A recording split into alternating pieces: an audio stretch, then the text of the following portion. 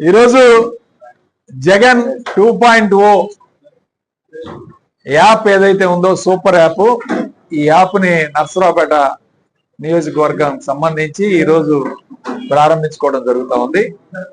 ముఖ్యంగా చంద్రబాబు నాయుడు గారికి, లోకేష్ కి, వైఎస్ఆర్ కాంగ్రెస్ పార్టీ వాళ్ళు పెడుతున్న పోస్టుల్ని డిలీట్ చేయాలి, వైఎస్ఆర్సిపి పేజ్ ఉండకూడదు ఫేస్బుక్ లో కానీ సోషల్ మీడియాలో కానీ అని చెప్పి పోస్టులు పెట్టిన వాళ్ళని అరెస్ట్ చేయటం, వాళ్ళని జైలు పాలు చేయటం, రెడ్ బుక్ రాజ్యాంగాన్ని అమలుపరచడం ఈరోజు మనం చూస్తూ ఉన్నాం. ఈరోజు ఈ రాష్ట్రంలో అత్యంత ప్రజాదరణ గల నాయకుడు ఎవరైనా ఉంటే జగన్మోహన్ రెడ్డి గారు. ఈరోజు మీరు ముఖ్యమంత్రిగా ఉన్న జగన్మోహన్ రెడ్డి గారు వచ్చిన జనాలు ఏ నాయకుడికి కూడా ఈ రాష్ట్రంలో రావట్లేదు, ఇది వాస్తవం.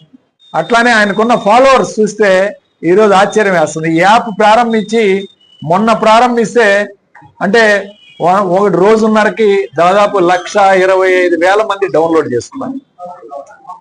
1,25,000 మంది డౌన్లోడ్ చేసుకున్నారు. ఈ యాప్ వైఎస్ఆర్ కాంగ్రెస్ పార్టీ కార్యకర్తలు, నాయకులు అందరూ కూడా, శ్రేయోభిలాషులు అందరూ కూడా డౌన్లోడ్ చేసుకోవాల్సిందిగా విజ్ఞప్తి చేస్తున్నాను.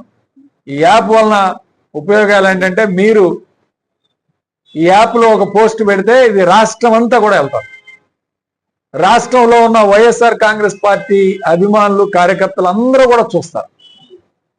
కొన్ని వాట్సాప్ లో పెడితే ఆ పేజీలో ఉన్న వాళ్ళ మాత్రమే చూస్తారు, లేకపోతే ఆ గ్రూప్ లో ఉన్న వాళ్ళు మాత్రమే చూస్తారు. ఇది అట్లా కాదు. ఈ యాప్ లో పెడితే వైఎస్ఆర్ కాంగ్రెస్ పార్టీ రాష్ట్ర వ్యాప్తంగా కూడా మీరు ఏం పెడుతున్నారనేది ప్రతి ఒక్కరికి కూడా తెలుస్తుంది. ఒకటి. రెండోది ముఖ్యమైనది ఏంటంటే, ఈ యాప్ లో పెట్టిన మీ పోస్ట్ కి మార్కులు కూడా వేస్తారు. 10 మార్కుల నుంచి పైన చాలా బ్రహ్మాండంగా ఉన్న పోస్ట్ కి 10 మార్కులు, అట్లానే 10, 9, 8, 7 అట్లా గ్రేడింగ్ మార్కులు వేసే కార్యక్రమం కూడా జరుగుతుంది. కాబట్టి మీ యొక్క పోస్టులు ఎంత బ్రహ్మాండంగా పెడతారో దాన్ని బట్టి ఇది మార్కులు పడతాయి. ఖచ్చితంగా మీరందరూ కూడా ఈ యొక్క యాప్ని డౌన్లోడ్ చేసుకొని దీన్ని ఉపయోగించుకోవాల్సిందిగా, దీన్ని వినియోగించి దీనిలో అందరూ కూడా డౌన్లోడ్ చేసుకోవాల్సిందిగా ప్రతి ఒక్కరికి విజ్ఞప్తి చేస్తున్నాను.